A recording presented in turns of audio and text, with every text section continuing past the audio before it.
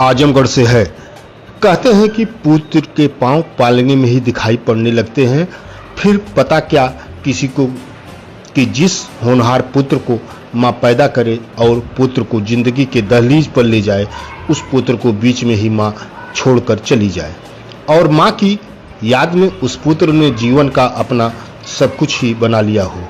भटकती आत्मा भी यमलोक से सदैव अपने पुत्र के हिस्से को लेकर हमेशा ही अपने पुत्र के लिए खड़ी ही रहेगी। जी हाँ, हम उसी माँ की बात कर रहे हैं जिस माँ ने तो अपने इकलौते पुत्र राजमणि यादव को गजड़ी गजहड़ा में ऋषि दुर्वासा के तप से जन्म दिया। उस पुत्र ने आज अपने ही नहीं पूरे गांव को अपना पुत्र बना लिया है। धन है वह माँ जो नाम देवरती है, यमलोक में भले ही चली गई हो, लेकिन इस धरती पर देवता के रूप में अपने नाम के मुताबिक पुत्र भी दे गई है। अब मैं बगैर किसी भूमिका के उसी पुत्र के बारे में जिक्र कर रहा हूँ जो माँ के मृत आत्मा के आशीर्वाद को आत्मसात कर लिया है और अवध के अवधि में समाज सेवी बनकर उभरा तो कौशल राज में राजमणि भी अपने नाम के मुताबिक काम करने के लिए उतर चुके हैं।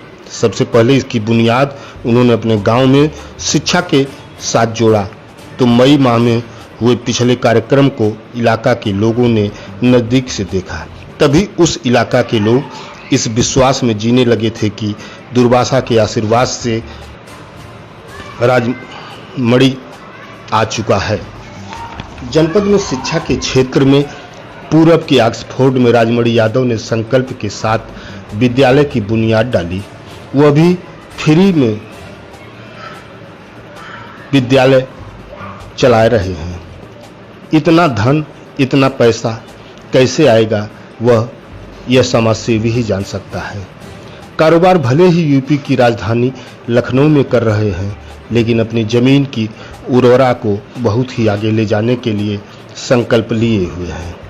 राजमणि यादव पिछले दिनों आजमगढ़ आए और अपने फ्री में शिक्षा दे रहे अपने बच्चों के बीच बच्चों का जन्मदिन मना रहे थे तो देश के कई हिस्सों से आई अध्यापिका भी अपने नौनिहालों के बीच प्रसन्न दिखी। वैसे राजमणि कई स्थानों पर समाज सेवा के क्षेत्र में अपनी महती भूमिका निभा चुके हैं। बहुत शीघ्र ही वह समाज सेवा के क्षेत्र में जनपद में कैंसर और हार्ट के फैल रहे रोग की रोकथाम के लिए ऑर्गेनिक खेती की तरफ भी आगे आ रहे हैं और अपने संसाधनों और लोगों के बीच में ऑर्गेनिक सब्जियां और शुद्ध दूध भी उपलब्ध करवाने वाले हैं। इसकी पहल भी उन्होंने शुरू कर दिया है और समाज को जागरूक बनाने के लिए इलेक्ट्रॉनिक मीडिया के माध्यम से जागरूकता फैलाने के लिए प्रतिबद्ध है।